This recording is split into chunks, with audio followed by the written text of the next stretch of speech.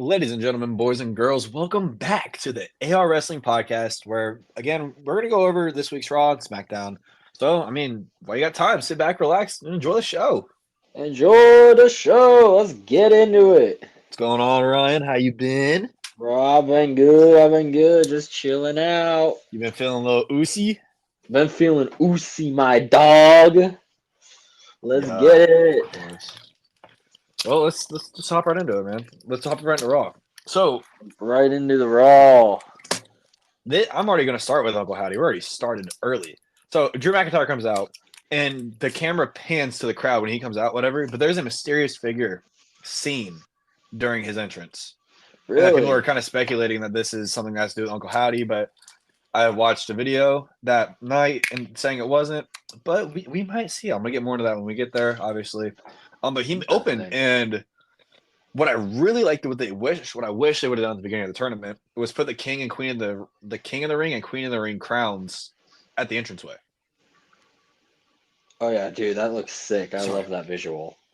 Yeah, Especially I like that visual. Sometimes the podiums react, I think, to the wrestlers' entrances. Do they really?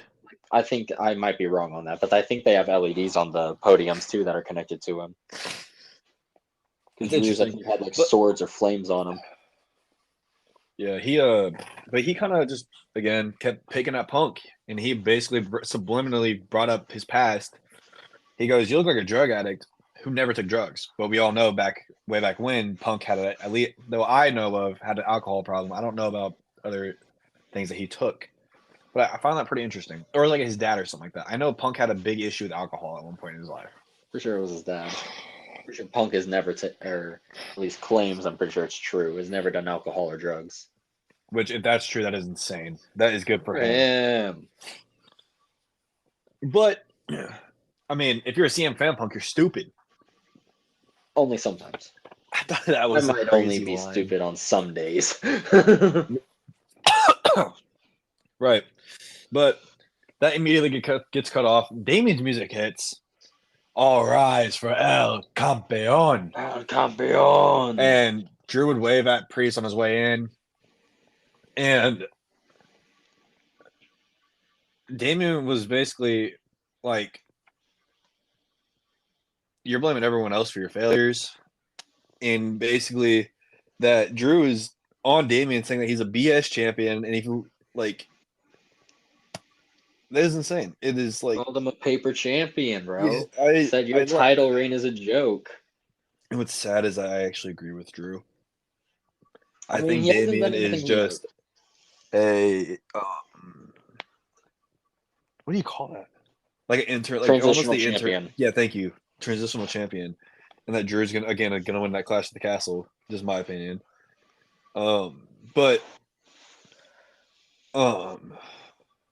Basically it's just a promo cut between those two and how they're just going back and forth at each other. Damien brought up a good thing. He's basically told Drew, like, dude, you got your ass whooped by a one-armed man. Like, how do you manage that? How do you manage? He wasn't even in a match or nothing. He was just sitting on commentary. Drew just had to make it all about Punk. Yeah, and then Drew he's like, Punk can cost me, Damien cost me. No, dummy, you could have walked right up that aisle, went to the back, and nothing. But no, you had to crawl up, seductively crawl across the announce table at WrestleMania, look at Punk, give him the suck it symbol, and just kind of sit there. Like, what? You're not. It's Punk. He's gonna do something. Like, do you not know? Punk was gone for 10 years. Doesn't mean the man's changed. Hell no. Punk ain't gonna take that shit. No, and I think what we see, pettiest man in wrestling. I really think Damien needs to keep it, and then have Punk versus Damien, and then have Punk win it off Damien, just to piss off Drew more. I think this is gonna be lead where Drew pisses off. Like, we keep pissing Drew off, just keep pissing him off, until we get to a point of no return with him, and then it's just he full blown just goes on this tear throughout the company more than what he has, and absolutely just he basically becomes, this is gonna sound weird to say, but he kind of becomes Nexus by himself. Like, do you remember what happened when the Nexus debuted? Yeah, I do. So they tore up the entire arena. I'm not gonna say he's gonna tear up the entire arena, but he's just gonna start beating everyone's ass just cause. Hell yeah. Get at Drew. Then, which could kind of lead into Scottish your psychopath. real, which could kind of lead into your idea of the, what was it? Why can't I think of the word? It's the hypocritical champion. Yeah. I think all of us again will lead into that when he wins. I really do agree with you on that. I think it's going to be something that we see with Drew, but this isn't going to be just some like random like he's going to hold it again for 5 minutes. So he's going to hold it for at least a few months. Yeah, I agree with you. But like, I would love to see that. Of course, yeah, I would too. Honestly, we're moving to round 2 of the Queen of the Ring tournament. We see Io Sky versus Shayna Baszler. Before the match, though, there was some scuffling in the parking lot before the show, which was shown.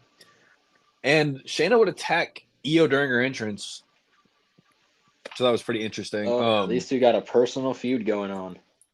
Mm-hmm. But Michael Cole mentioned their feud way back in Stardom. Which is where we hear him even mention that. Mm-hmm. This is the match where we also saw the Uncle Howdy QR code. And commentary actually mentioned it. And that was the first time commentary's ever mentioned Uncle Howdy. Ever. Well, they didn't mention him by name, but they mentioned the QR codes. They mentioned they've been noticing these glitches happening. And Pat, I think, talked about he scanned it or something. The Io match, Io and Shayna, the match was honestly a good back and forth. Honestly, with Shayna obviously having the upper hand. But I think with Io attempting to fight back, she eventually did. And oh my god. Sorry, listeners. I am not feeling the best. Sick. But Io attempted an over the moonsault, and Shayna was able to get her feet up in time and caught Io. But Shayna tried to grab Io in the Karakuda clutch, and Io was able to escape and lock some FTF. This is awesome chance to begin, obviously, because these two know how to put on a show. Really, they do. Oh, yeah. They're phenomenal athletes in their own respective rights. But Io would end the match with her moonsault, which is not the prettiest moonsault ever, because that belongs to Tiffy Time. It's Tiffy Time. And we would see Io. We would see Io win the match, beat Shayna in round two. And which I think who does she face? I forget. Who does she face next? Yeah, who does she face next week? Is it Lyra? That got decided later on in the night with Lyra Valkyria. Which I like that, honestly. Oh, yeah. So I think we'll see something huge with that because they were both huge in NXT, to be honest. Oh yeah. Huge stars. Banger of a match. Two I wouldn't say homegrown WWE stars because Io is from Japan Stardom. She did all sorts of independent stuff. Sorry. And when it comes to Lyra, yeah, she is definitely more WWE homegrown, but that's going to be a phenomenal match. Agreed. And I mean, I think it would also be kind of phenomenal. Carlito actually joining the Judgment Day. Or at least trying to join some stable with Dominic alone because they don't like Ray. Have you noticed that Dominic has been growing his mustache out a lot more, and Carlito completely shaved his off? Dirty Sanchez. We got Dirty Sanchez and Uncle Roberto. Uncle Roberto. I mean, Carlito, again, once tried to join the Judgment Day. Damian is just not the biggest fan at all. Damian does not like Carlito. He thinks Carlito has yet to prove his worth. Carlito, again, same with Punk. He was gone for, 10, 12 years, something like that? I forget. Something like that. Long time. But Carlito left something on Damian's mind. And the whole Judgment Day, really. He goes, the most stubborn minds can be changed. And maybe one day we can all be amigos. I like that because to me, that was going to lead into something with when Damian had a title match that he was going to help Damian win. But we actually see something later on in the night. But before we get into that, we get to Chad Gable. Gable's fucking Gable. Chad Gable sucks. Gable sucks. I don't think we're going to end up seeing this like team angle that you and I have been talking about here recently on the I'm podcast. Fucking holding out. I'm holding my breath. I got my fingers crossed. I'm fucking please. I'm holding out as well, and I agree to it as much as you do. I think it should happen at some point. But I mean, knowing WWE, they're gonna, pull some strings and do the complete opposite. Probably. Unless Triple H gives us what we want. Give us what we want. He's given us what we want so far, so. Well, Perk Gable. We need Perk Gable. But Gable lost his shit on Maxine for losing over the weekend at the live event, which, again, sucked for Triple H's booking because he wants to book all these crazy matches. You just don't have enough airtime for that. Because you also have to bring in the promos, the backstage promos, all those segments as well. On top of it, you also have to deal with the commercials and all the sponsors that you have for, your company or whatever. Of course. But Gable, he wants Otis to beat Sammy, and he looks at Otis like, I need the serious Otis. And Otis goes to walk away to go to his match, but Gable goes, say it. And then I think it was like something like along the lines of, no matter what. It was like, no matter what, like, he'll do it. But we actually, and then he just bitched at Tozawa just to bitch at Tozawa. Like, it's the same thing. But we did see, like, we've been seeing Ivan Al come in to be like, Maxine's little, like, savior, which I like. But he walked up, or Gable came back this time, and he goes, you don't have to put up, or Ivan Al goes, you don't have to put up with him. But Gable comes back and looks at Ivan Al, goes, and stop messing with Taylor Not So Swift over there. And then Pat McAfee on commentary, Gable sucks. Gable sucks. Gable sucks. Chad Gable sucks. I agree with I Pat. thought that was awesome. I agree with Pat as well. Fucking Gable's a dick. Gable's become a dick, but he plays his character so well. Like, he's good at it. He is good at it. He's good at being an asshole. You know who we need to bring back, though? Bring back the good American, the goody two-shoes. Bring back one of the greatest WWE champions of all time, Bob Backlund. Have him chicken wing Chad Gable and end it all. Have him chicken wing. From fucking nowhere comes Bob Backlund. Wow. Rumble Bob Backlund comes in just for Chad Gable. Chicken wings him, gets thrown over. I was not expecting that. Do it. Book it, Triple H. Book it, Paul. Book it. Book it. But I mean, I think with Chad Gable being healed, they need to do something with this. They can't keep kind of just leaving it where it's at. I agree with you. I would love to see. I think something might happen where Gable continues to turn heel and maybe kicks out Tozawa and Maxine. And I think if we don't see the Creeds join Gable's side, then we'll see Otis maybe reluctantly stay by Gable's side. You know what I mean? Or he's kind of feel bad that if he leaves Gable, he's gonna he's gonna be bad, so he stays with Gable. Yeah, so he stays with Gable because he doesn't want to, because they've been best friends for all this time, and Gable's his coach and all that, and it's more of he feels like he has to stay more than he wants to stay. Yeah, because I mean, Gable's helped him out so much. I mean, Gable's done with all the bullshit. I'm kind of excited to see where this comes from. Where are the Creed brothers at? We haven't even seen them here recently. Maybe I think we saw them last week, the week prior. It was something like that. Yeah, we did. But we saw them actually tonight or on this episode of Raw. So we'll get there eventually. Of course we will. But something that always rocks is the New Day. New Day. We saw them backstage with Kathy Kelly. Xavier's on crutches. Basically, Kofi was like, dude, tonight's about payback for Woods because Woods is injured. He can't defend his title. And Woods is like, dude, I can't defend that honor of being reigning and defending King of the Ring. So now Kofi is the reason that he's in the tournament. Mm-hmm. So with that, we actually moved into the match, but we had a nice little surprise before King of the Ring round 2. This was awesome. We saw none other than, I don't know if she's a Hall of Famer, but we saw Lillian Garcia come and announce the match, which was, dude, that was just nostalgia. That was I was awesome. epic, bro. I, Oh man, I was so excited to see I Lillian loved it. Garcia back.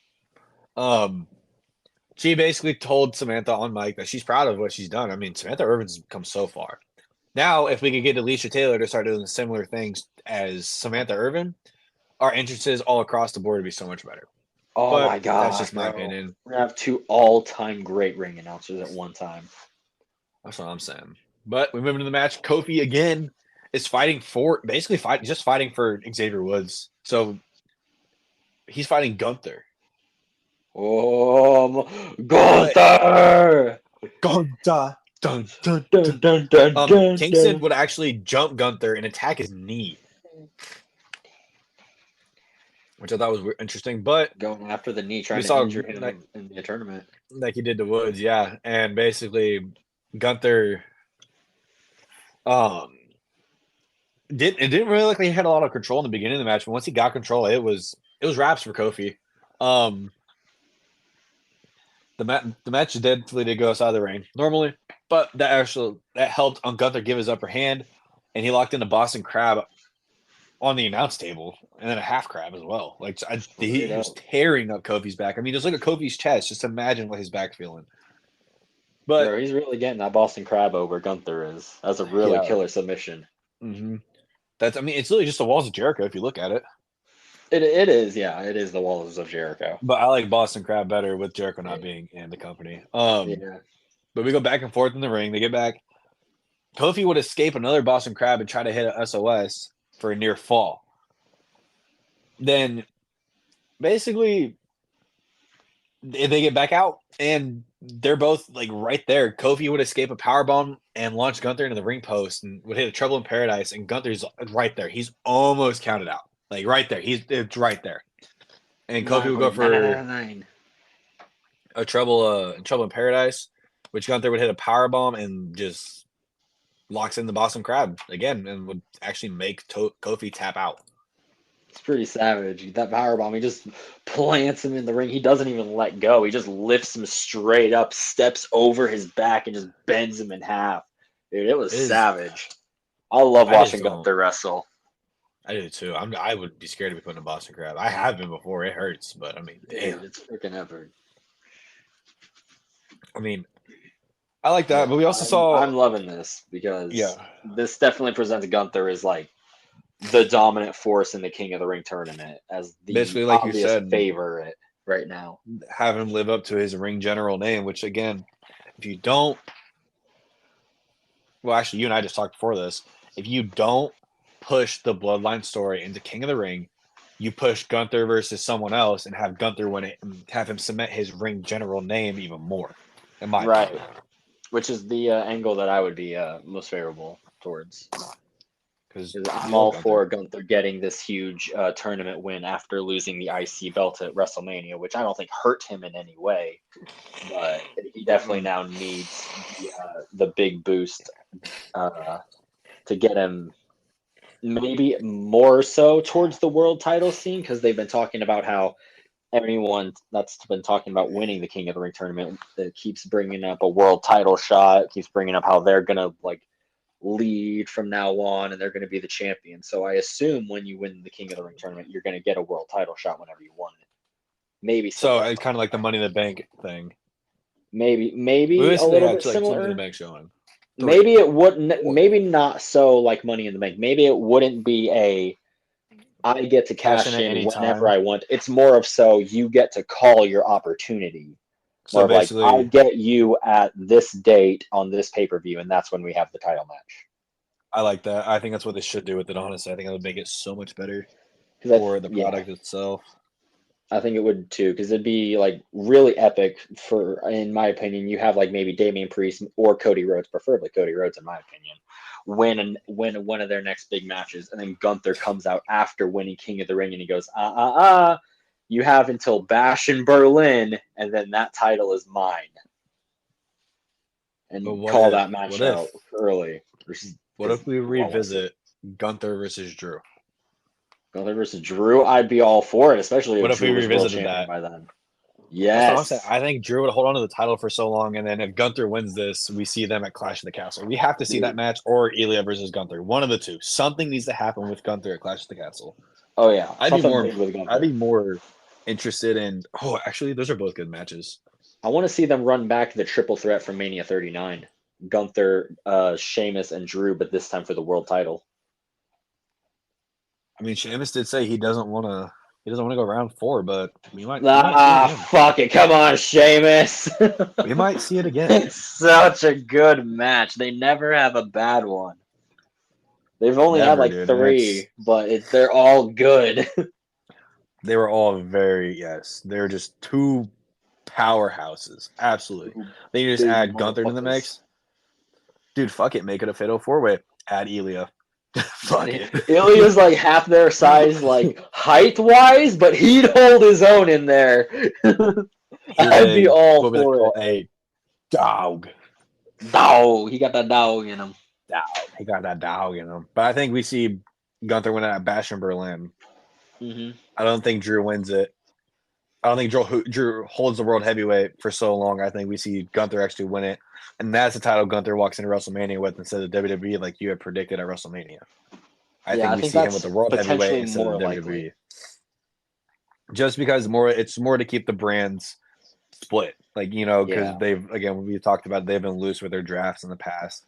I think if they're going to legitimately keep to this, they need to, go after I Drew. agree with you.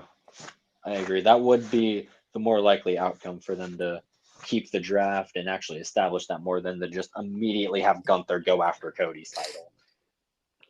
Right. That, or say we keep it away and Randy Orton wins it, because he did mention that he's never won King of the Ring in his career. In my head. They talk to me, they understand, they talk to Talk me. to me. But I think we see maybe if we run it that way, I would have Randy win it. If we ran it like for a SmackDown heavy side, have Randy win it. Because I mean that it looks to me that like I think Raw is gonna have that King of the Ring like thing. I don't know, like the title, like the person on Raw, the Raw The is gonna have crown. someone with the title King of the Ring. Yes, the crown. And then we see something with that. I think honestly, I don't think Xavier Woods and Kofi Kingston go after Gunther and Ludwig after they fought Ludwig and Giovanni for so long. Because I mean, they did say, "Oh, not this again." Like, come on now. Right. I agree I'm with you. tired of seeing this feud. It's basically turned into a LWO and LDF rerun over and over. But if for some reason with this, it just gets better. I don't know why. Every match has gotten better between Imperium and the New Day, They do just have by a really little great bit. chemistry. Yes. After that though, we saw Adam Pearce and R-Truth talking again. Miz, of course, got upset. I don't blame him. I don't blame him. Like, Truth is trying to defend these titles against people he can't even defend them against because they're not in the company, or it's you haven't ran past your partner. Right.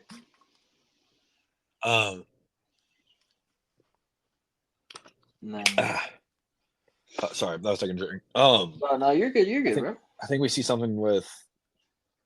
I hate to say this, as much as I love R-Truth as this just dumbass character, I want to see him turn heel one last time. Go after Oh Miz. no. Go after Miz. I Or like we our see. I like cheering for our truth though. I know. I love this new R-Truth He's and too everything, but pure. it's not like it's stale because he's been doing this for years. It's not like Yeah, it's just right? stale. Or going to go stale anytime soon. It's more the fact that like you could Straight just up. play it on the Truth and Miz history more as well. Or like I said, you turn that team heel like they were back in like 2011 when they got arrested and being kicked out and fired and all that crazy shit when it was the McMahon Helmsley era. Right. But Yeah. we saw I'd be happy with that. Kiana James walk in. This is New interesting. NXT star on Raw. This is the first time we've seen her on Raw, if I'm not mistaken.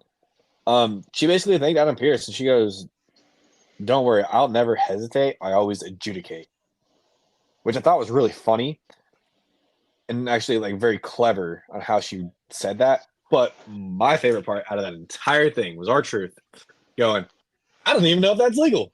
Oh my Truth. gosh, we love our truth. But Like truth, dude, I'm dude. actually pretty interested to see where this goes because Kiana James kind of positioned herself as like Adam Pierce's new assistant with this whole introduction. She's like, if you need anything, just don't hesitate. Let me know. Like, I'm ready to learn under you. I think she said something like that. So I would Okay. be interested in seeing Kiana's character be like Pierce's assistant, Yeah. understudy kind of role, where maybe slash enforcer when it comes to the women's division, where you have her potentially have matches maybe against Chelsea Green or other women's stars that like get into arguments with Pierce and she can wrestle them on his behalf, or she just enforces like as an assistant general manager everything on Raw with him. Huh. I'm curious to like. I'm curious on how this all would play out because I want to see Kiana James like get into it, like get in the ring. Like honestly, I haven't seen anything from her yet. I was excited when we brought Ilya the Raw after WrestleMania. I was really excited for that. But I don't know. I don't know much about Kiana James. I would love to see that. I mean, if that's how they run her, I wouldn't be upset. I'd just be more confused on why we didn't have like someone with like higher like or more seniority. You know, like in your Natalias, your Rhea Ripley's, your Becky Lynch's, people like those is who I'd probably have like be like the like how Kiana said the adjudicator. I'd probably have them instead of Kiana, just because of the seniority. But that's just me, to be honest. So you'd have Rhea Ripley be Adam Pierce's assistant. No, I'm just saying, no, no, like the people, like those with those experience in the WWE so far. Like Becky Lynch has been here since 2016. Rhea's been here Right. since 2019. Like have like a vet kind of help out Adam Pierce in a sense.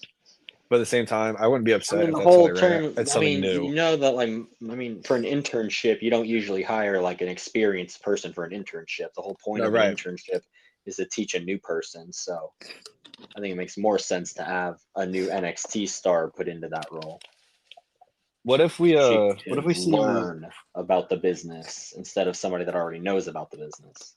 what if we yeah. What if we see Adam Pierce actually be like her like like manager in a sense? Like think about that. Potentially. Because Adam Pierce has experience in wrestling. It's not like he doesn't.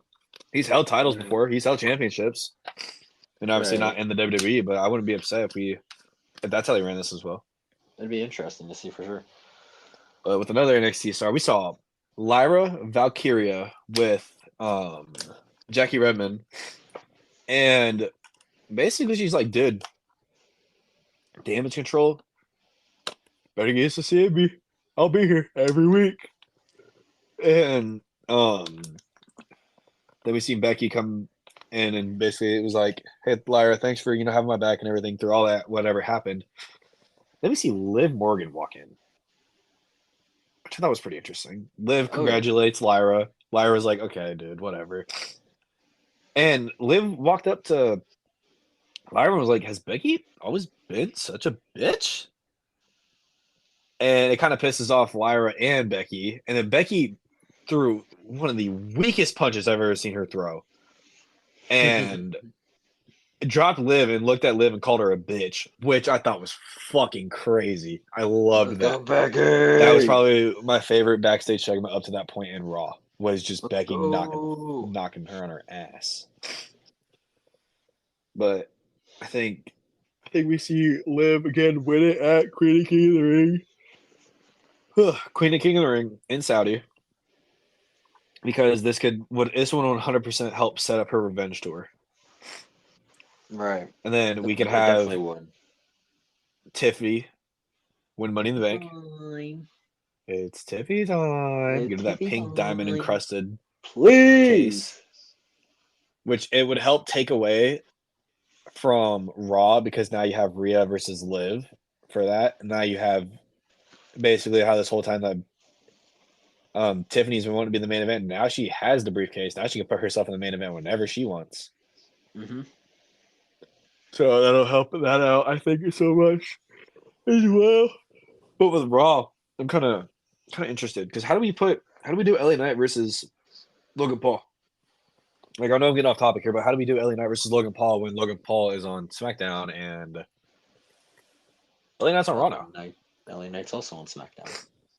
I thought he got drafted to Raw. Nope. I swear He's still on I must be SmackDown. tweaking. He's on the SmackDown side of the King of the Ring tournament. Dude, why did I? What the? I don't know, man. But that being said, let's move into the next backstage segment, which we had like 4 backstage. Just a quick little walk by. Yeah, we saw Kofi walk past Karrion Cross, and Karrion Cross is like, dude, there's still more time to turn things around, which I think he's kind of wanting Kofi to kind of join forces with him. I think that's what they kind of teased here a little bit with Kofi, because Xavier Woods kind of walked up behind him afterwards, and they kind of like shared a weird little look where Kofi was like, I don't know what that was about and stuff like that. Right. I think this is more so building to Final Testament versus the New Day, though. See Big E where the New Day is eventually going to have. Oh my god, I wish. Where New Day eventually, yeah, they do have to find a third person to counteract Karrion Cross because the Author's a pain or two, New Day's 2, obviously, so they need someone to take him out. But I think that'd be a pretty interesting feud to start running on Raw because Final Testament needs something to do, and New Day needs something to do, unless they're going to keep feuding with Imperium. I think they just need to do something with Final Testament in general because Final Testament is just not appealing. Like they haven't been able to do anything with crowds. They got the stuff low key. They just need to be like given the right material, given the right opponents and stuff. That's what I'm saying. I think that this group. I honestly think that this group could take off, but it's just like they're not being given anything to really work with, and so they can't really make anything work. See, I think their last match was the SmackDown before Backlash. Yeah, I'm pretty sure. Yeah, it was some like big tag team group. It was actually tonight, I think, or on this episode of Raw. Yeah, they were on this episode of Raw too. Oh shit. Okay, before that, but yeah. Okay. We'll get to that though. I mean, Raw was great, but let's move into where are we? Oh, Jesus Christ, we were just talking. Let's move into the next match before we get more sidetracked. Bronson Reed versus Tozawa. Again, we saw or at the beginning we saw Tozawa and Chad Gable together, which I thought I like that coming out. But mainly it was just Bronson, he killed this dude. He killed him. Tearing up and Gable just yelling at Tozawa during it after the match. But I don't really have a little league coach dad or like a little league dad, I think this like, game I taught him that. No, why do you suck? Right. I think we see this move more into Chad Gable and Bronson Reed after King of the Ring. Threat. Yeah. But because I wouldn't be mad. Yeah. We saw a match between Bronson Reed and Otis. Oh, give me that match. That's what I'm saying. Please.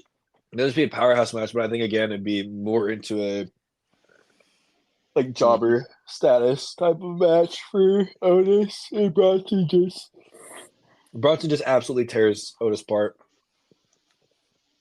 I think that helps get into Gable's head for next Saturday. Right. Which I'm excited for that. Mm-hmm. You know what else I'm excited for? What are you excited for? Gunther winning King of the Rings. I think he's going to win it. Him and Kathy Kelly, him and Kaiser were walking backstage, and Kathy Kelly tried to talk to Gunther, but when instead actually talked to Kaiser. And Kaiser was like, "What are we doing here?" And Jackie was like, "Well, I want to talk to the future of the King of the Ring tournament with Gunther," and bringing up Elias Pass, and then brings up Jimmy Uso, how he kind of costed Jay the IC title match, and basically Jackie was just bringing up like a bunch of like past shit, like about Sheamus's match interference as well. And Kaiser was like, Gunther does not have to prove himself. I saved Sheamus. And if Sheamus has an issue, I'm going to expose him. I sat there and was like, holy shit. I think we're getting ready for maybe might see something with Kaiser versus Sheamus potentially with him taking shots at him like that. Dude, I want to see Kaiser do something crazy, honestly. Right? I want to see Kaiser do some stuff because Kaiser's a good wrestler, bro. Honestly. Yeah, and he just So plays I his think character he could so honestly, well. yeah. Like I think his got a good role as Gunther's kind of Mouthpiece. mouthpiece slash like henchman fall guy maybe. Hmm. But I think eventually it'd be really cool to see him break out on his own and do some Yeah. really crazy shit. Oh yeah, and Jesus, I might have said Kathy. Or Jackie. I might Kathy. But anyways, we're moving to another backstage segment. It's a lot of backstage This was a segments. lot. This was the heavy backstage Last segment, in my week it was a opinion. lot of matches. This week it was a lot of fucking talking. We saw Jackie Redmond and Adam Pierce, and British Strong Style would actually get a warm welcome from Pierce, be like, "Ho, welcome to Raw. We love having you here." But he would announce at that moment the fatal 4-way for the number one contenders for the World Tag Team Championships. It'd be British Strong Style, who are now known as New Catch Republic. Still sucks. Authors of Pain, Judgment Day featuring JD and Finn and the Creed brothers. Oh yeah. So this kind And of confirms what you and me have been talking about for a while, where like after Balor and Priest have lost their tag gold, now JD and Finn are going to be the tag team for Judgment Day. I would like that to see that. I would like to see that at some point. It's We'll get to that happening. match It's though when we pretty do. But exciting. then we saw Braun Breaker walk in again, and basically we actually saw the real reason why that Pierce didn't put him in, because he didn't want to put Braun in the deep end, but Braun snapped back and was like, "They actually would have been in the deep end with me," and I agree to that statement 100%. Braun Breaker is an absolute just monster in the ring. His size may not be like others, like your Braun Strowman's, your fucking like your Big Shows or your Omos's or whatever, but he knows how to move around a ring. He knows how to maneuver a ring. He literally moved it at Stand and Deliver before WrestleMania. Like Straight up, move, man. like there was videos all over X and I think Instagram. Scooted it. It was crazy. But speaking of the tournament, let's move in to round 2. Match 2, Queen of the Ring. Zoe Stark versus Lyra Valkyria. I'm not gonna lie to you. I was actually rooting for Zoe during this match. Me too. Holy shit! I wanted Zoe to win this so far. I was honestly rooting for her as a dark horse winner of the tournament. Really? But I'm not even lying, bro. Like Zoe's got to do some shit. This was fucking like what the hell? I was actually okay with the match finish though. Honestly, I really was. Because now we see who is it, EO versus Lyra. Yeah, because I'm I think excited for that, one of the reasons that we stayed away from Shayna versus Zoe was because they're both have a deep MMA background. We don't want to see MMA fighting because we saw that at SummerSlam 2023. Shayna versus Ronda Rousey. It sucked. That match ass sucked. Hot ass. With this match, we actually Lyra would actually be getting the advantage, and they would just both, kind of trade back and forth, which would actually really help Lyra kind of push for the win, because Zoe would actually attempt the Z360, but Lyra would catch it and actually hit the Nightwing for the win. Pretty cool counter there. It was pretty savage. Throughout the match, though, we saw Lyra chants. Lyra. Lyra. I love all this love for They even Lyra. did her theme has like a weird little like call and response thing in it. I'm not sure. I'm not an NXT watcher. I'm not a long-time Lyra fan. But even like the SmackDown crowd was doing the chant and stuff along with her theme song to during her entrance, which I thought was really interesting. So she's already getting over with the live crowds in that sense, and I think it's really awesome to see. That's even what she's Tiffy said. Tiffy was actually surprised by it, because she had said she was really nervous about going over to Perth when Elimination Chamber happened, because she was just new on the roster. She didn't know how fans would react to her, but no, she was in absolute They loved Tiffany in Perth. Oh, it's Tiffy time. It's fucking Tiffy time. If we see her at SummerSlam, I'd be so happy. Always Tiffy. I'd be happy to see her at SummerSlam. Me too. Oh my god, it'd be fucking crazy. Who else I would like to see at SummerSlam? Yeet. Yeet. He cut a promo himself. Yeet. He basically said Balor got the yeet down. I don't know who he was talking to. I think he's talking to Gunther. He said, "You're gonna get this work too," and Gunther's gonna get this yeet down. And he's basically like, "I want a new crown. Where can I get it? Where can I get it? Where can I get my Can hands I on get it? it? Where can I get it?" I mean, shit. Oh shit. With where are we at now? I mean, with that, I think, dude. Honestly, I'm excited for this match with Jay and Gunther on Monday. But I just want to see Jimmy make an appearance, like Oh before yeah. Money in the Bank. Yeah, maybe. I don't know. I think they're gonna hold out on Jimmy for a while longer. They're I think they're going gonna to. really draw out this bloodline story until Roman is ready to come back. Well, Jimmy's got a legitimate injury though. Right, right. I don't think it's So still. I think it's still disclosed, but no, he has a ruptured no yeet, rib no cartilage, yeet, is no what yeet. I think is what I'm saying here. Bro, I don't doubt it after that fucking spear he took off the ramp. Well, there was that, and also the beatdown from fucking uh Solo and Tama. That was Yeah, crazy. yeah, it was. But Holy shit. let's get into Gable again. Barking orders during a Fucking match. Gable. It'd be Sammy versus Otis.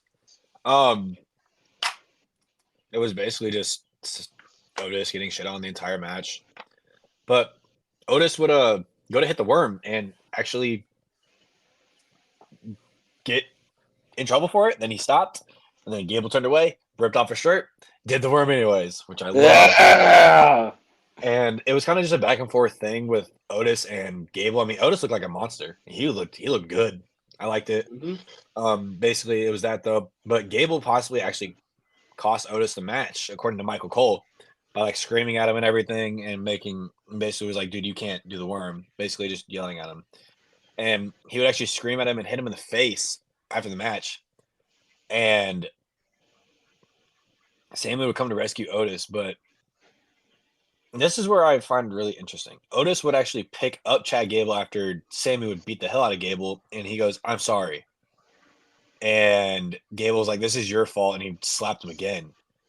And we just saw Otis kind of just kept looking back, like, "Do I go with him? Do I not? Do I go with him?" Like we talked about earlier during this, he feels like he has to stay, even though he doesn't want to.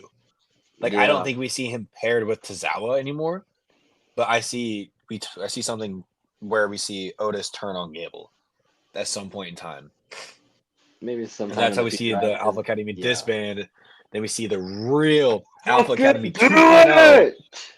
We see Perk Academy. I want to see it so bad. Perk Academy, Uh, please. I think we do see that, like we just talked about. I mean, Damn it. I want it so bad. speaking of Want how it we so want the Perk bad. Academy, They're Strowman would here. actually give the Creed brothers and Ivan props, and like Braun Strowman kind of gave Ivan the rub, like, "Oh hey, like look at her biceps. She's gonna give me a run for my money." And Braun's like 6 times bigger than she is. Holy Braun's shit. huge. Braun is Strowman's huge. insane. It's Yeah, actually insane how big this dude has gotten. but again, we would see the goddamn Judgment Day, and JD walked up to Braun and goes, Judgment Day." Yeah, big ass bobblehead. JD will walk up and be like, "Judgment Day runs Raw, so you better be warned." Once more. Runs Raw. Once more. Uh, I like the I'm excited, little bro. I think this match rub got for that. confirmed for next week, actually. I don't know confirmed What? actually or not. I'm just like bullshitting, maybe. But yeah, Strowman's going to eat this dude. And I think potentially this is going to set up, if Priest is able to hold the world title for a while longer, maybe Strowman versus Damian Priest for the world title. I wouldn't be against that, honestly. Put Strowman right back into the main event scene if you're not going to pair him back up with Ricochet and go back in tag team. We don't know about that whole Ricochet thing just yet. We're about there. We don't know just yet. But Just yet. also, we don't know about Becky.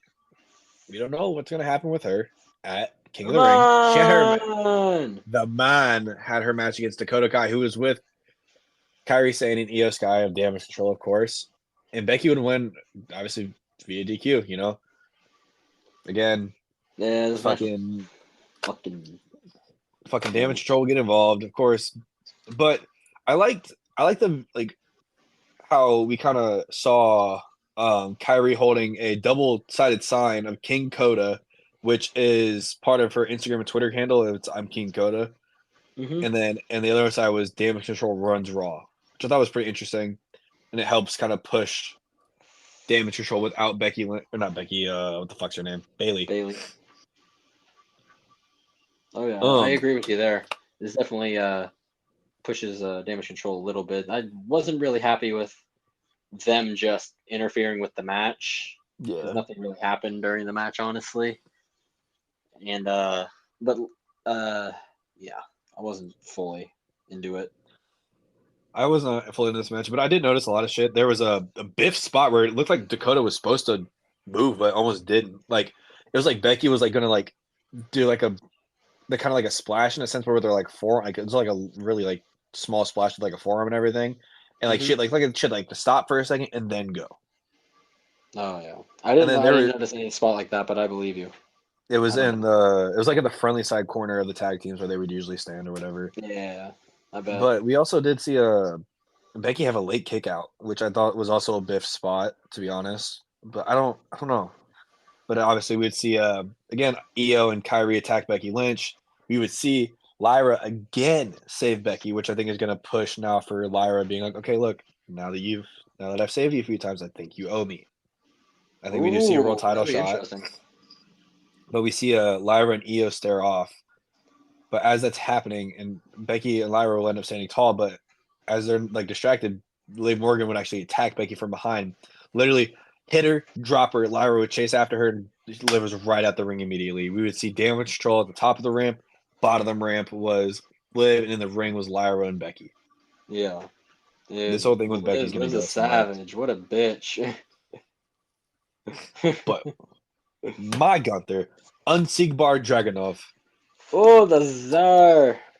we saw him backstage with Jackie Redmond, and he's saying that he's going to win King of the Ring. He says it's going to start with me being czar of the ring, and he's Hell a yeah. different kind of dragon.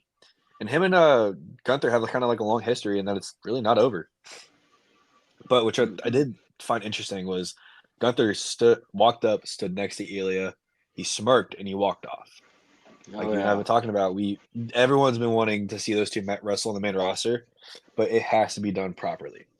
Oh yeah. It's been a couple years since they had their last epic match, and Ilya beat Gunther the last time. Since Mm-hmm. then, Gunther has gone on a record-breaking Intercontinental title run, and Ilya has dominated NXT as the champion, bro. These are not the same competitors that met all those years ago. I am No, so excited they to are see not. these guys clash again on the Oh, on fucking WWE main roster, dude. Oh oh, my god. banger after banger. I'm excited for it. Something I also was very excited for that night was the Fatal Four Way match: JD and Finn of Judgment Day versus the Creed Brothers versus New Catch Republic, or in Uh, our words, British Strong Style, yeah. versus Fucking the hate New Catch authors of Republic's Pain name. with the rest of the Final Testament, which I really thought the Final Testament was actually going to get involved, but they didn't really much. Um, Ironically enough, Michael Cole called JD McDonough JD McDonough on the way down the ring, and that's the only thing Pat McAfee has called JD McDonough since. Oh my god, it's Um, awesome. we saw, uh, New Catch Republic, and we saw Tyler Bay of New Catch Republic and Finn Balor the Judgment Day start, and it looked like that they were gonna run the match for a little while, and they kind of just it was kind of just everyone came in, and we just saw just absolute mayhem throughout the match. I Oh mean, yeah. I Everyone got liked it involved with pretty it. quick here. It Oh was pretty yeah, chaotic. and I mean, we saw British Strong Style hit Balor with a Birmingham hammer, I think is what that is, and they would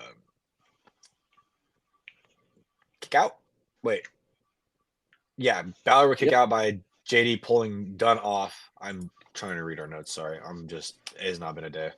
Um, and we'd see I don't think we saw any double moves again or double moves by New Catch Republic. Honestly, I like how they always do those double moves, like where Oh they're yeah, theirs is flying awesome. Their double over team and offense is everything. epic.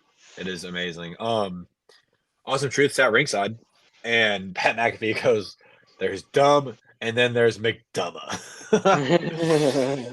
What I did like though was Tyler Bate flipping through the ropes over JD McDonough, and what I found really interesting about the spot was Tyler Bate almost ate the shit out of the announce table. Oh my He god, dude, he absolutely almost ate it. almost ate the thing. That was insane, Um, bro. His like gut but went straight into the edge of it. we saw, like I said earlier, Carlito said, "You really be surprised. People can change their minds. We can be amigos one day." Carlito showed up to help the Judgment Day, which I thought he was going to mess it up. I thought he was going to mess it up. I thought we were just going to absolutely just see Damien go off on Carlito. We didn't Right. see that though. We saw it later on in the night. Ricochet actually walked up to Dragunov and showed him respect, and he not walked up. He said on a promo like, "I'm going to show Dragunov respect, but there will be a rematch, and the outcome will be different this time," which led us into our main event of the night: Jey Uso versus Ilya. But before that, I want to talk about what we came back to from commercial was Dom and Damien. First thing I was said. Damien asked about Dom and Rhea and if they were good. Dom was like, "Yeah, we're good." But remember, we've been seeing Liv and Dom kind of, finagling around a little bit. I'm just saying. Oh, Just yeah. saying. Carlito, Finn, and JD all walked in, and Carlito saw Damien and was like, "All right, look, I'll just leave. It doesn't matter. Obviously I'm not wanted here." But Damien was like, "Hey, Carlito, you know what happened out there? That was cool." And now we see Carlito kind of a part of the Judgment Day, but he goes, "Look, this crew doesn't run with cowards. If you're a coward, you're done." As Dom sits over there. Yeah, 100%. Dude is a coward through and through. But like I said, let's go into our main event. Ilya was described as invincible, which is actually what unsiegbar means, and I think it's Russian.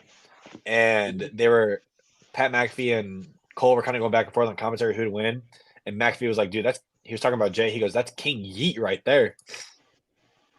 I like that, honestly. King Yeet. I love King Yeet.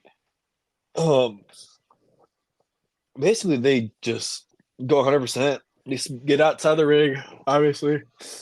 Which I found interesting, which I liked part of the match was Ilya went to go hit an H-bomb on the announcement table. That looked like it hurt. Oh yeah, dude, he ate that thing, dude. He just face plants into the fucking table. I'm surprised it didn't break, actually. That's what I'm saying. I mean, just the match was absolutely phenomenal. This match was really fun. I really liked the match for the most part. I mean, we saw an H-bomb, a Constantine special, and a Torpedo Moscow. And just Jay went to go down. I mean, the Torpedo Moscow was obviously caught by a spear.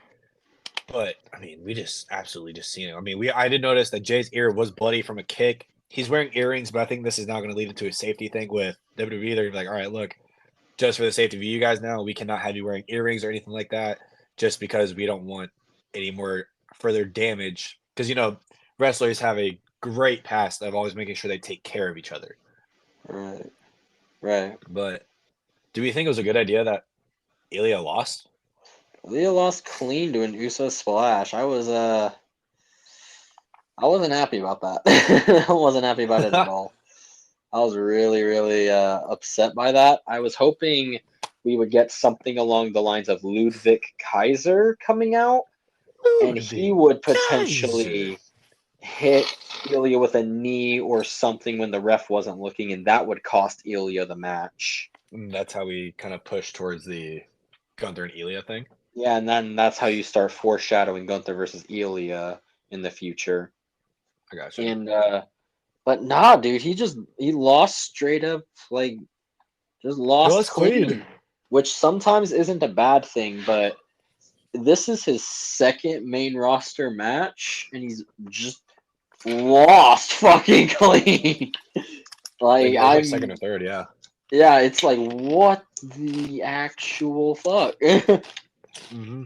I think that this can just not be a bad thing. Obviously, they can put him into a feud, rehab him a little. Not that he really needs rehab after this. Not that this wasn't like a catastrophic loss or anything. Right. It was just like, but it was like, what the hell? Like now you got to do something with Ilya, or he's gonna start losing steam, and that's the He's gonna- last thing that we want right now. especially with him. Yeah, But because Ilya, like, he's got potential to be like one of your future mega stars. Ilya's freaking awesome. He's charismatic and he's a phenomenal wrestler. agreed. On Thursday though, from the Raw Uncle Howdy QR codes, we did Yeah, see a Twitch stream that was aired at 4:00 Eastern time. I watched the entire thing, and I'm gonna just say it now before we get into Uncle Howdy, which will be later in this episode.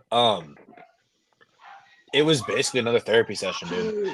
But it was really interesting on how they worked it. yeah, it was very Because interesting. Yeah, honestly, I don't know if you saw it, but I definitely got to see it. I'll get into that though once we see it more.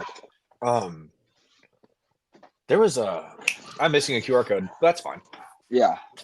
So, let's move into SmackDown. I mean, Now, ladies and gentlemen, let's get right into SmackDown. let's kicked get it right off. into the news. Let's get right into the news. We kicked it off right away. We were not holding back, ladies and gentlemen. We moved right into Bianca Belair versus Tiffany Stratton in a Tiffany round time. 2 queen, of the ring tournament. And these two, like the show, bro, they weren't holding back. They went straight after with a fair back and forth to start it off with. Bianca getting fairly, like, just overpowering Tiffany, throwing her into the corner, throwing her all around, with Tiffany quickly getting the counters on her by pulling her braid, being a little fucking crafty heel. You know how it be. We see Bianca's knee constantly getting worked over by Tiffany.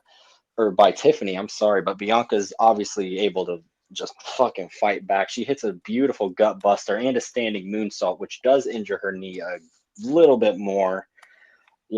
Outside of the ring, they start fighting and stuff, and we see actually a really interesting spot with Bianca Belair trying to get out of the ring. Tiffany pulls her braid and ends up tying her knee up in the ropes, which injured it, of course, even more. And then, of course, back inside the ring, Bianca just throws her around. She doesn't give a shit. Like, she's got one leg, but who cares? She is the EST. She is the strongest, the fastest, the toughest, the roughest. We all know how it is. She hits a follow-away slam and even attempts a KOD on Tiffany with one good leg, but Tiffany's just too athletic, y'all. Flips out of it. Hits it. She does her little fucking flippy cartwheel thing. Tries to hit that elbow in the corner that she always does. I actually love that move. I don't know about you. What Tiffany's? What? Wait, hold on. The cartwheel flippy thing into the corner where she hits an elbow. I don't think I've seen that. I got to pay attention to her matches more. I guess. You've definitely seen it. We've talked about it a ton. It's where she does like 5 cartwheels from one corner into the other and hits elbow into the chest. Yep. Not to Bianca. Bianca catches it, hits her with a great freaking German. I freaking loved it for a great near fall as well. We see Tiffany get back up though. She grabs the ring apron as Bianca tries to pull her into the center of the ring, presumably for a new move. Distracts the referee as he's like, let go of the ring. Apron? What are you doing? What are you doing? You're dragging into the ring and shit like that. This distracts him. Lets Tiffany rake the eyes, bro. She hits the knee, hits a sliding clothesline, but, this is the EST. She doesn't give a fuck. After attempting a world's prettiest moonsault, Bianca just, shoves her off the fucking ropes. It hits a KOD for the 1, 2, 3, and Bianca Belair moves on in the Queen of the Ring tournament. It's Tiffy time. Couldn't do it, dude. Tiffy time wasn't time for Tiffy time tonight, but it was not time for Tiffy time. It's okay. I was pretty disappointed by it. Did you hear about what's going on with her? No, I have not. I heard something happened on Instagram or some shit like that. So she posted a video on Instagram that had got sent to her, and obviously she's like, "Oh, like I don't think she," because a lot of people don't listen to their videos without sound, or a lot of people do listen to videos without sound, and so all she saw was like the edit of it, but I don't think she heard it, and the edit of it goes. Because it was the thing was edited and like she hit off like Jade Cargill off the apron and it said "you black bitch." I was like, uh-oh. That's what I was thinking. I was really confused about that, but then everything actually had gotten cleared up with Tiffany, and she was basically like, she's basically in the clear. Like she's not in any trouble, obviously, because they know it wasn't her, and she's like, look, it wasn't me. I can't, and then she's provided all the proof that she can, basically. Right. But I'm kind of curious to see if we do see um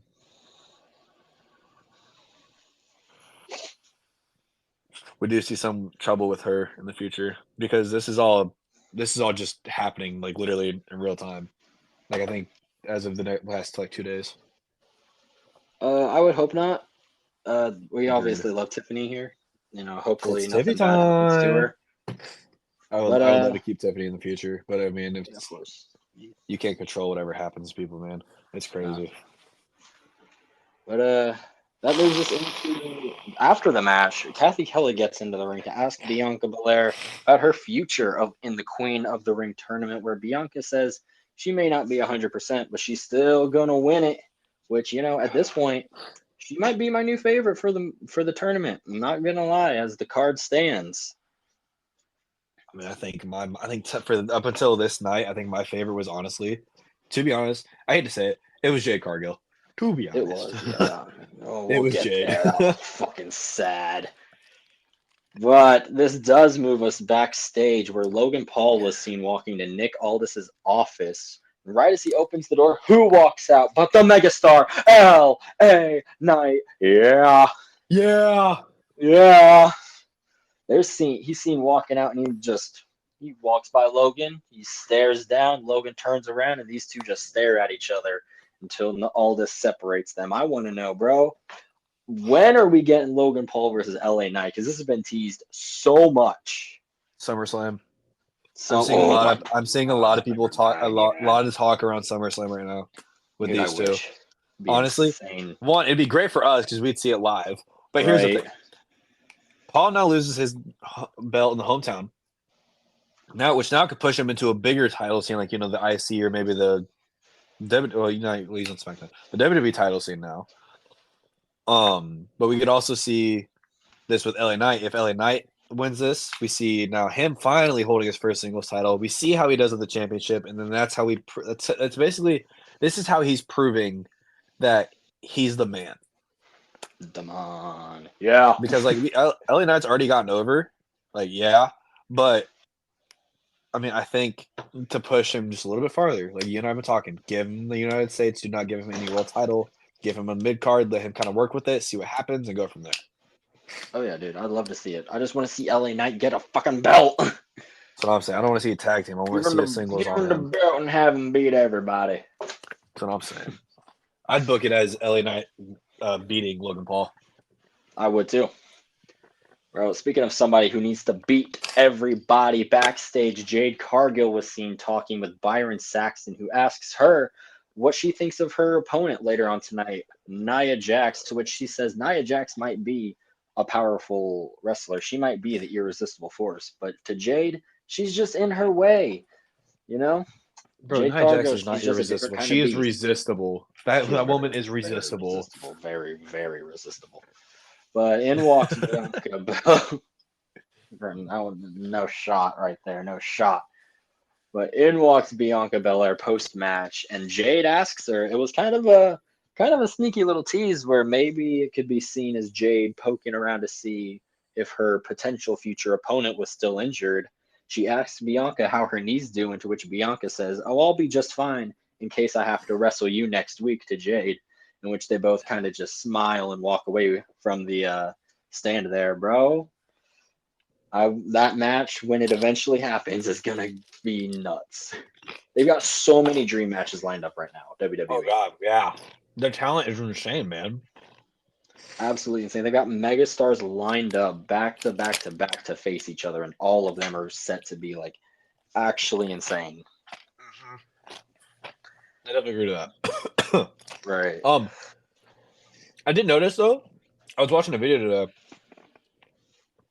and there was actually like movement behind these two with the lighting, and people were thinking that it could be like an Uncle Howdy kind of deal. Maybe, I mean, maybe, but it also could be like with the arenas. There's obviously loading docks and everything as well, so it could have been that. But there is no, we don't know. It could be. That's a huge potential, bro. If they I mean, start like showcasing Uncle Howdy everywhere throughout the show and pitch it as like he's starting to take over the entirety of WWE like that, it'd be so cool. or the Fireflies. The Fireflies are going crazy right now. Yeah, bro. You know who else is going crazy right now? Fucking Who? Tama Tonga. We cut back, That dude's dude. We cut to the psycho. Bloodlines backstage, and I kid you not, this dude is just back. He's pacing back and forth.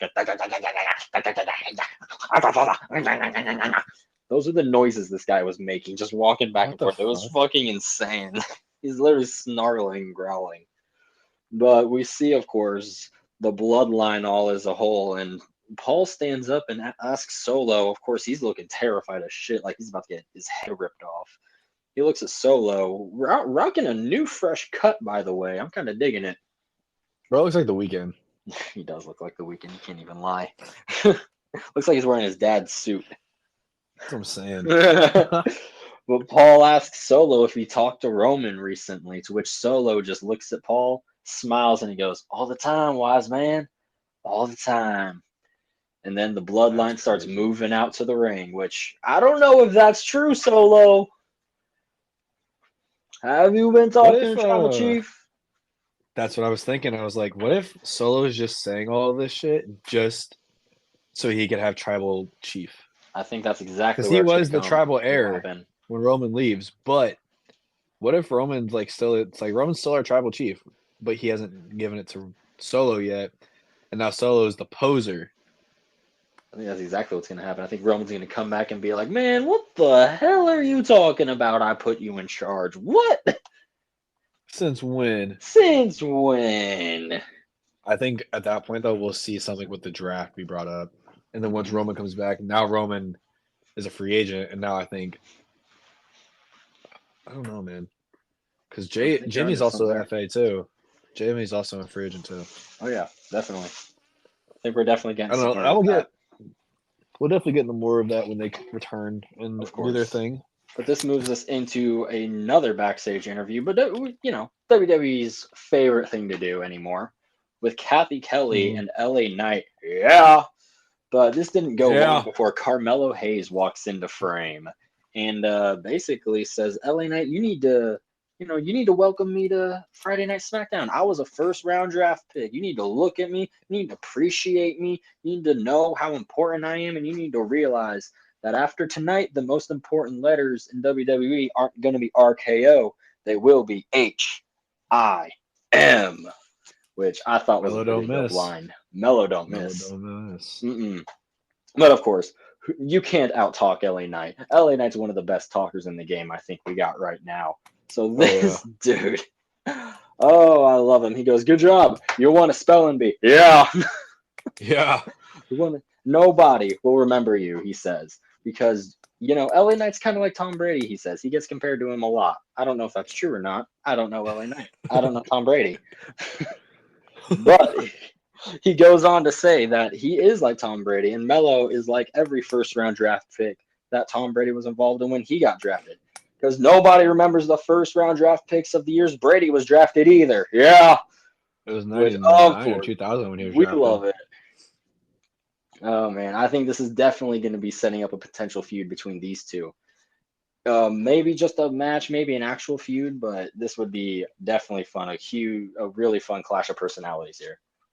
Right. But this did move us into LA Knight, versus Tama Tonga of the Bloodline. Round 2 of King of the Ring. Dude, what do you think of Tama's entrance? He's got this whole fire pillar thing going on with the war drums and stuff. Have you seen it recently? Yes, it's badass. Dude, I'm freaking liking it. I don't like how he keeps snarling and growling like and that shit. I don't like it. Right. Because I would like him to be more, I don't know, maybe a little bit more composed, I guess. But I guess his brother Tonga is kind of covering that end of it. But this, I think this also does push this Tama Tonga character, dude, with him snarling and shit. Like, he's just a fucking psycho. He's a psychopath. A fucking animal. That's what I'm saying. He behaves like an animal too, bro. As soon as the match, or as soon as the bell rings, the match starts, Tama just runs at LA Knight, just full steam, full on at him. But LA Knight's too quick. He dodges it, gets in a couple of those good hits, yeah, yeah, yeah. Everyone hitting the yeahs as he punches him, but Tama was able to quickly get him into a sleeper hold right at the beginning of the match, which, like, why the fuck are you doing a sleeper right as the match starts? What the fuck? Get into it. They got into it pretty quick, Right. though. He hit a wicked clothesline, almost taking LA Knight's head clean freaking off, but LA Knight was able to get right back into it with the yeah kicks in the corner. But as LA Knight was getting his full head of steam, here come the Bloodline, of course. They get on the ring apron to distract the referee and let Tama Tonga take control of the match. That was until he misses, a top rope splash and face plants into the damn apron and gets thrown outside by LA Knight, who just freaking bounces his head off the damn freaking ring apron and shit. And of course, LA Knight starts bleeding from the shoulder and shit. And if they're all fighting and shit, tries to go for a BFT but misses, pulls him outside of the ring. He attempts to, or no, I'm sorry, LA Knight hits a drop kick outside of the ring to Tonga and ends up staring off with the rest of the Bloodline, especially with Solo, which I thought was very cool. Where I think we might be hyping up the LA Knight versus the Bloodline feud again, but this time Solo is the head of it. But back inside the ring, LA Knight gets hit with a weird ass facebuster kind of move. I've seen it 1,000 times from fucking somebody. I can't remember the name of it. But Tama hits it, which I assume is going to be his new finisher in WWE for the win, and moves him into the semifinals of the King of the Ring tournament. Okay. Pretty interesting that we're having LA Knight lose after being on a fucking house show. But I understand, of course, we got to push Tama Tonga. I'm excited to see where this little dog dude goes. So you know how there was that backstage segment before the match with Mello, right? Like we just talked about it. Yeah. LA Knight. What if that's LA Knight's first opponent when he wins a singles title? I love it. It would be very interesting. Honestly, I could see it.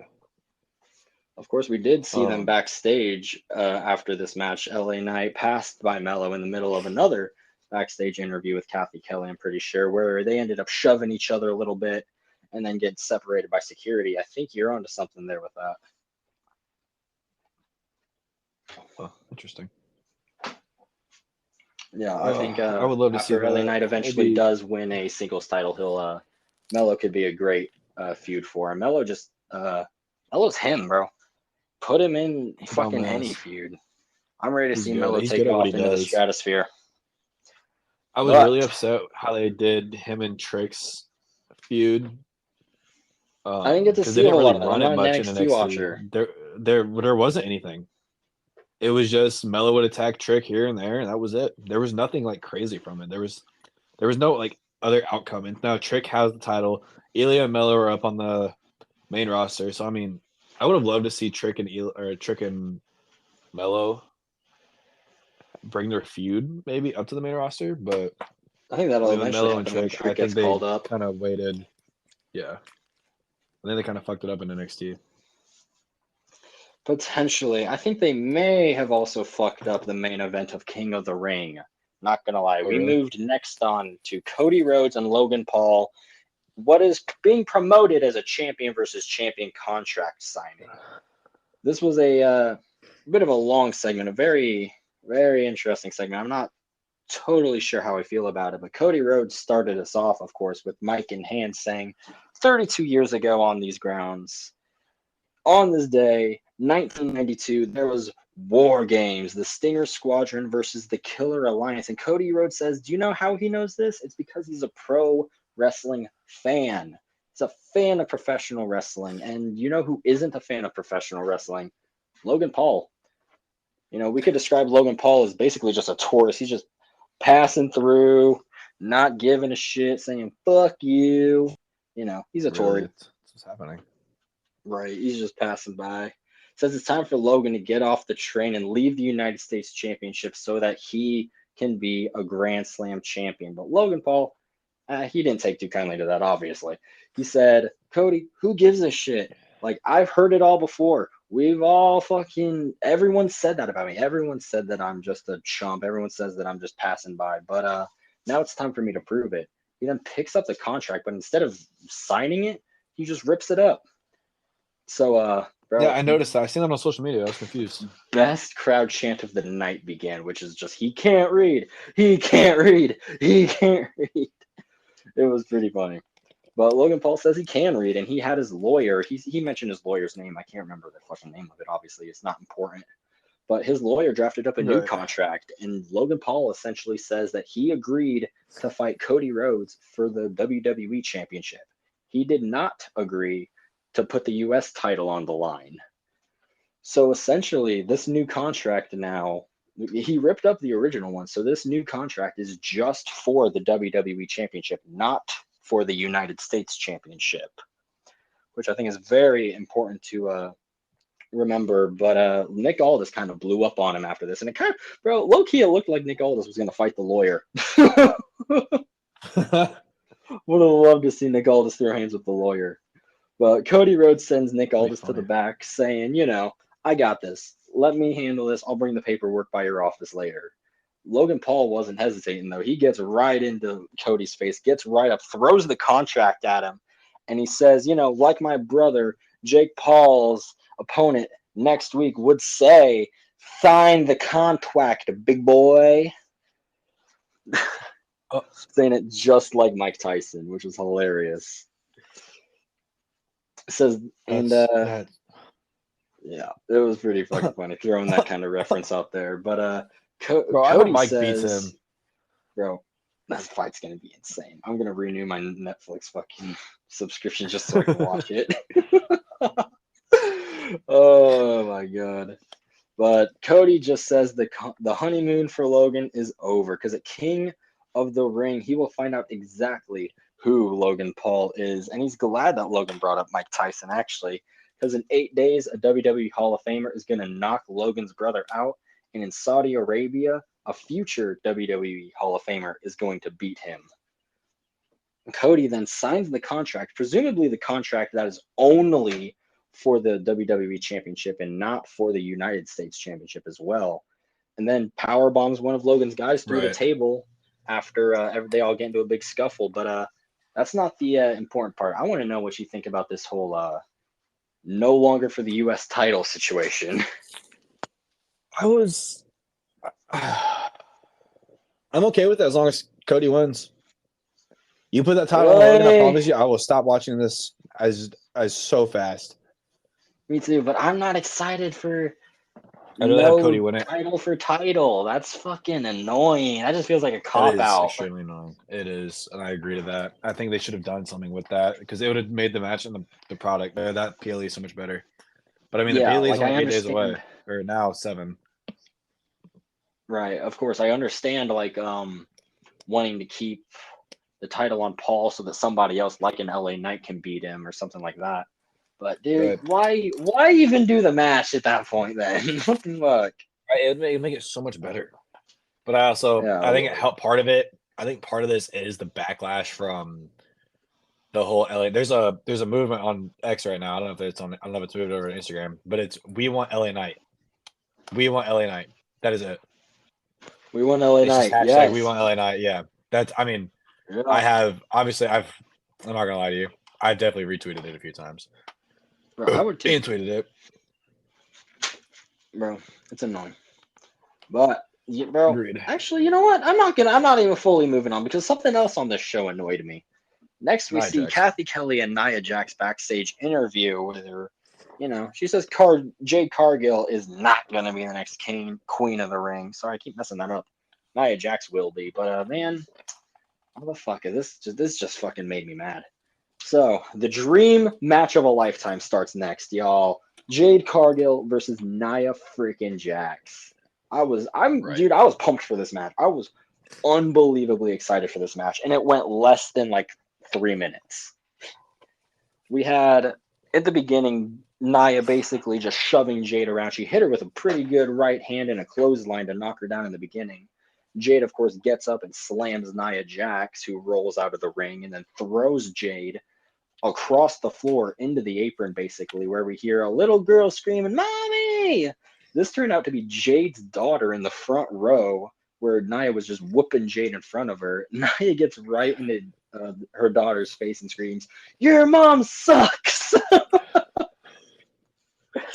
Oh, fucking hilarious! I love Nia's character. Nia's a But bitch. then we She does see it very these two well. just keep brawling. Nia throws Jade into the timekeeper's area where Nia eventually grabs a steel chair, goes to hit Jade. Jade steals it, thwacks. I think Jade forgot that she's not in AEW anymore and straight up clocks Nia over the head with a steel chair for the disqualification. I do the same thing. Yeah, bro. But I think But I'm I was so disappointed by it because now Nia wins no, by a disqualification. yeah. And Nia's that's the only thing she's been causing is disqualification too recently. Kind of, yeah. But what are your thoughts on? I mean, I don't want to call it a bait and switch because it really wasn't. They did brawl afterwards, and the crowd even thought it was bullshit. They were screaming bullshit, chanting bullshit at it because honestly, it kind of was. Yeah, that's bullshit. That's bullshit. Bullshit. Bullshit. Oh man, Fucking hey, man. they Yep, needed to do wasn't something with happy all this about it. fucking. Yeah. I don't know. Yeah, I'm with you. But this moved us into a tag match. It's kind of a random tag match, not gonna lie. DIY versus Legado del Fantasma with the WWE Tag Team Champions, A Town Down Under on commentary, and this was just a quick fun match. Started off with a quick offense, Gargano, and I can't remember one of the dudes. I can never remember the two dudes' names in Del Fantasma. But Angel and Umberto. DIY. Yeah, I can't remember. I can never remember which is which though. But the start DIY hit their double suicide dive outside of the ring, hit their little shoulder clap thing on the apron. A-Town Down Under wasn't too impressed by it. Legado del Fantasma tried to get back into it with some double teams on Ciampa before Gargano got the hot tag and took everybody out before Santos and Elektra Lopez got onto the ring apron and actually kind of costed their team the match here, where as Santos distracted the referee, Lopez shoved Gargano off of the top rope and into the ring, but the referee saw it and he kicked both of them out of the ringside area, which distracted Legado del Fantasma and let DIY hit the meet in the middle for the win. And this presumably sets up DIY as number one contenders for A-Town Down Under's titles, potentially. Hopefully, they need it. And like I said, you and I, or like I mentioned, we seen something at WrestleMania that could have hinted at that. Mm-hmm. During that six-pack ladder match. During this match, yeah, sorry, I don't mean to interrupt you, but No, yeah. During the match, we also saw an Uncle Howdy teaser as well, which, just like on Raw, Cole and Pat talked about it. Corey and Wade also brought it up. Interesting. Mm-hmm. Interessante. Interesting. I mean, even Corey drops the line that it just seems to remember what happened the last time QR codes started showing up. Definitely, I think that's just all but confirmation that this is a Wyatt connected faction. Oh yeah. Okay. All loosely connects to Wyatt in the end of it, with Bo Dallas, obviously. Of course. And I mean, I think we'll see something because I believe, to be honest, I believe in AJ Styles, who was seen backstage with Byron Saxton, and he goes, dude, AJ is so weird. He goes, I'm going to go talk to Nick Aldis about what's next for my future in 7 days. Bro, go to his office just now. Yeah, for real. Bro is just bro's AJ, he's got nowhere to go right now because everything else there's so much more bigger names around him that his name isn't going anywhere. Mm-hmm. Which I don't think is fair. AJ is literally one of the GOATs. He's fucking awesome. He literally is, I think, honestly changed the modern wrestling landscape. Oh, he has 100%. I mean, we just saw him and Cody at Backlash. That was a phenomenal match. Like phenomenal. We see. I mean, some of his work in TNA and overseas is just amazing. Like he's Mhm. an all around really good wrestler. He is. He can do a whole lot more. He's got a little bit left in the tank too. Agreed. But He wants to have one more backstage big run before next, he leaves. I agree with you. I would love to see it. But yeah, backstage next off, we see Bailey talking. I think it was a backstage interview or something. But Piper Niven and Chelsea Green walk up, and I don't know who made the challenge, but Bailey basically said, or who accepted the challenge, sorry, but Bailey basically said, I'll see you in a match next week, and they both kind of smiled at her, which personally, I would love to see Chelsea Green start to be next title contender for Bailey. I want to see that feud. Chelsea Green. Chelsea Green! I missed that last Friday. I was like, oh man. I Right? just miss hearing like Samantha Irvin like adding that extra kick to their names. Right? Oh That man. was awesome. But yeah, definitely want to see Agreed. Chelsea versus Bailey. But without further ado, this moves us into our main event, round 2, King of the Ring. The Viper Randy Orton versus Carmelo Hayes.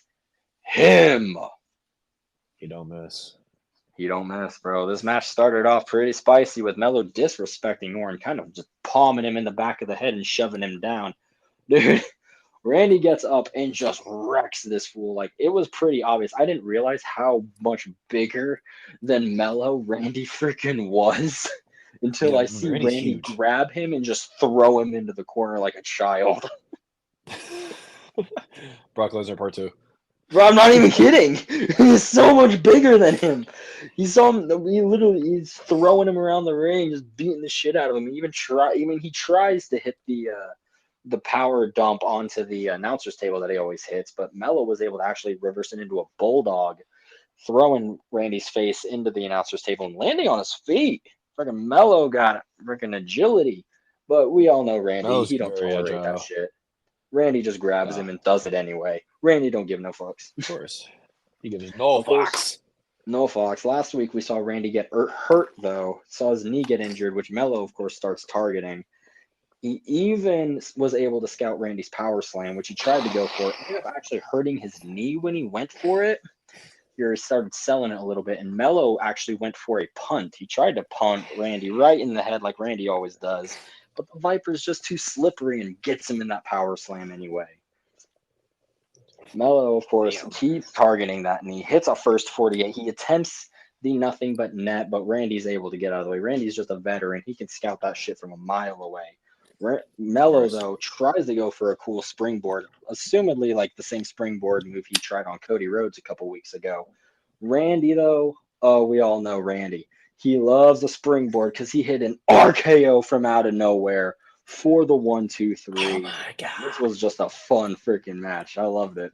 Mello got a huge. I don't think Mello lost anything by losing to Randy Orton either. I don't think he did. I mean, Melo, he hasn't really been on a hot streak lately because I mean he's faced 2 members of Legacy.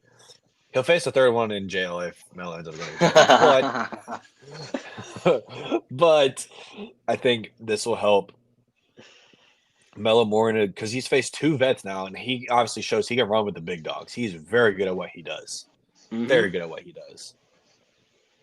Oh yeah, bro. I think He we'll is. see something with Melo. Mm-hmm. So after the match, though, we had Randy Orton try to get interviewed. He literally didn't even get a word out before the war drums started playing of Tama Tonga's music. The bloodline comes back out onto the stage. Randy wasn't waiting around for him. He goes, "What are you going to do? You're going to beat me up? You're going to fight me? What are you going to do? Next week in Saudi Arabia on SmackDown, I'm going to kick Tama's ass." And the match is set for next week. Mm-hmm. I'm excited for next Friday SmackDown. I'm also excited for King of the Ring. I really hope we end up actually getting Randy versus Gunther instead of Jay versus Tama. Oh my gosh, because Randy versus Gunther. Oh, it'd be awesome. But I wouldn't be upset if we saw Jay versus Tama because Tama and Randy obviously have that history, but also Gunther and Jay do. But Jay almost beat Gunther without interference. And then Jimmy came in and started ringing the bell. So I really think there's a sleeper that everyone's missing out on, though, that no one's talking about. I Who? think Gunther versus Tama would go insano mode. I Amen. for real think those two would beat 7 bells out of each other. They go at it. Honestly, God damn, they would go at it. Because Tama's used to wrestling the New Japan style, which is all stiff and all hard hitting and shit like that. And that's just how Gunther wrestles no matter what. yeah. Gunther's very good at what he does in his job. Man, I'd love to see it. I will say that. I think they're really sleep. I think it's more likely that we see Randy Orton versus Gunther in the finals, but I really think we're sleeping on the potential of Tama versus Gunther here. Agreed. But I don't I know. think that wraps it up for Friday Night SmackDown. You want to move into Uncle Howdy? We had a lot this week. I got to remember who you are. Had a fucking So, lot of it. this was pretty interesting. I'm going to lead with this. No, I'm not. I lied. I'm not leading with that. So, Raw. The QR code was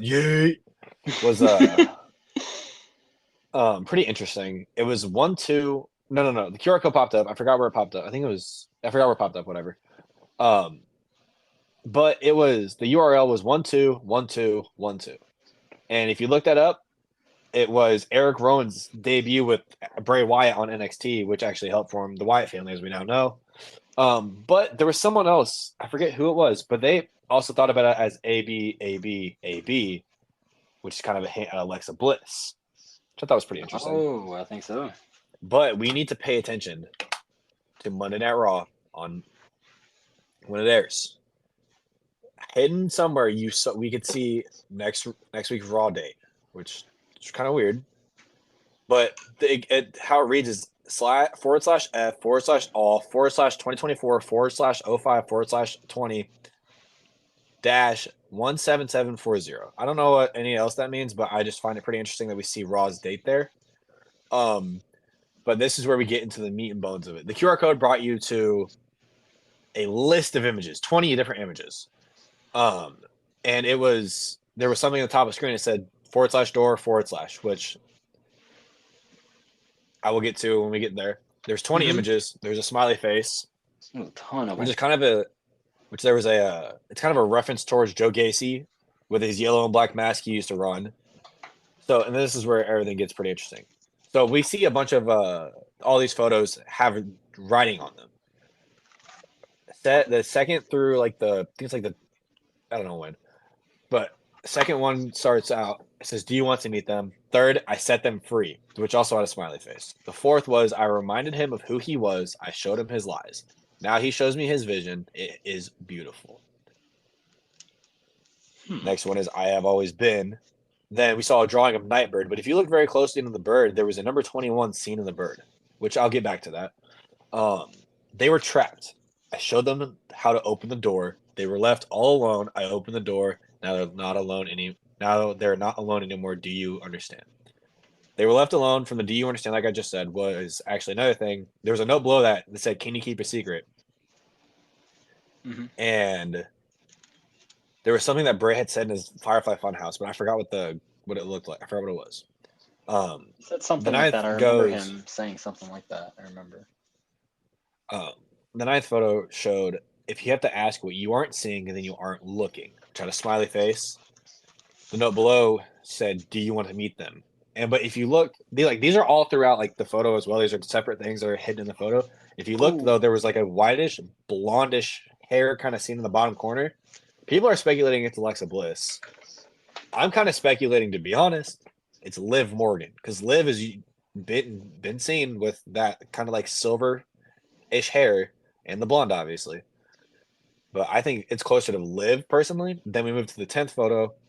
"You don't see it, do you? What do you want to know? I am all of us. Do you see I am already free? How are you doing?" And then in parentheses there was, "I crawled out of the cave so I could set them free." Oh, wait, hold on. No, I lied. So 10 through 13 was, "You don't see it, do you? What do you want to know?" 12 is, "I am all of us." 13 is, "Do you see I am already free?" Which had a smiley face on it again. Now there was a series of questions. There was a little question. There was a Q&A. First question was, "How are you doing?" The first answer was, "I crawled out of a cave so I could set them free. What are your goals?" to remind them. What challenges are you facing? I'm afraid they won't understand. How do you feel? I finally know my purpose, and soon everyone will see. And then the last few photos we saw Pluto symbols everywhere. The top part of the mirror, which if you look very closely, apparently there's like a number 8 written in green marker. Then in the white and black notebook that we saw that had like trees on it and everything with the red dots, there was a number 18 in one of the trees on the book. Then the 18th picture was a news article about a woman missing named Wendy Lucho, or a woman missing by Wendy Lucho. But if you rearrange the letters, it's an anagram for Uncle Howdy. Oh shit! And the picture of the woman is the same one from the Fiend therapy video. But if you mess with the lighting a little bit, you get an article. It's like an LA Times article. It says "Dreams slowly rising visible." I think is what I read. I couldn't tell. It was hard to read out because it was between a bunch of words. But 19 was a silhouette of something, and if you messed with it, you got like that lighting on it. You got a mask. And then for the 20th, you got a floppy disk and a hard drive. The floppy disk read 5:16, 4 p.m. And there was a plus, and on the other side of the labeling was which. People were thinking it was Twitch, which it was. Going back to the door reference, that was our door to this now therapy session that we saw on screen. It's an hour-long therapy session on Twitch. But throughout the thing, it was pretty interesting because we kept seeing things we already knew. Repeated QR codes, but there was one new QR code I still have yet to look at. I think it's already been announced and everything. But I thought it was a pretty interesting Twitch stream, to say the least, because everything just kept glitching, and then at some point the therapist just dipped, like she was gone, and then all of a sudden we see her come back and we're like, oh shit, okay, we're good. And then we continue it. But going back to the Raw, Centerman was found in the source code. I looked, I couldn't find anything. But going back with those numbers I mentioned earlier, and the 6 drawing of the Nightbird, the number 6 drawing of the Nightbird, 21. Top part of the mirror, number 8, and then right after that was number 18. If you put that as a date, that's when the Bludgeon Brothers lost the SmackDown tag titles to the New Day. And then we saw a hidden tag of 1_17_1984, which, if I'm not mistaken, that was Dexter Loomis's birthday. And then it was 21_1989 was, I think, Joe Gacy or Nikki Cross's birthday. There was 11/22/1984. Again, one of those two. And then 8/8/1987. No, 1984. The 11/22 was Eric Rowan. 117 was Dexter Loomis. 21_1989 was, I want to say, Joe Gacy. And then there was 8/8/1987, which was Nikki Cross. And then we see these repeated again. But which I found really interesting was 8/8/1970. In there as well, because it didn't match up with what it should have matched up with 8/8/1987.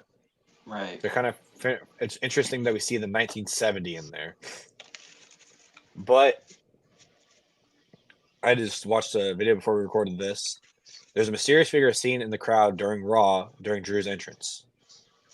So people were thinking it was like security, like people were like, oh, it could be just da da da da, because people were just walking past it, this, that, and the other. And so people were like, okay, maybe it's just a security guard. But it was actually shown in the SmackDown video when we get to there. But there was, on Raw, someone in a sheet mask and like overalls was holding up a sign. We didn't see what the sign was because the back was turned. But during SmackDown, Nightbird, the song keeps playing during commercials, comes obviously more static over the weeks. But there was new footsteps, which I found interesting. Like I had to turn up my headset to listen to that. But then when you talked about the Byron and Jade Cargill thing, like I said, the lighting had shadows and people were apparently seeing or whatever. But now this is where I like probably my favorite part of the meat and bones of this whole thing. We saw fans dressed as Abby the Witch, the Fiend, and Muscle Man Beret, which I thought was pretty cool. There was someone with a sign. The Fiend guy who was dressed up as him was, "This is my Fiend tribute," which I thought was pretty cool. But then we see there was a mysterious figure that flashed. But the QRL, I don't know about the mysterious figure, to be honest. I didn't watch SmackDown. I was out busy. which I'm happy you did, and I appreciate that 100%. But the URL this time read 22423, which my mind first was together. Wait, today, tomorrow, forever. Because I know some people get that as like a tattoo, 224. But I didn't. I was thinking. I didn't think about 23.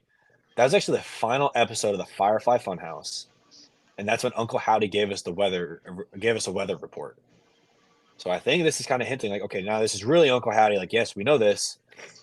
So, but the video itself, we saw Pluto's symbol surrounding a child dressed up as like a skeleton for Halloween, I presume. But it just kept getting closer and closer and closer and closer to the child. And then we would see a date, 4/17/14. And it was Bo Dallas's Are You Believer promo.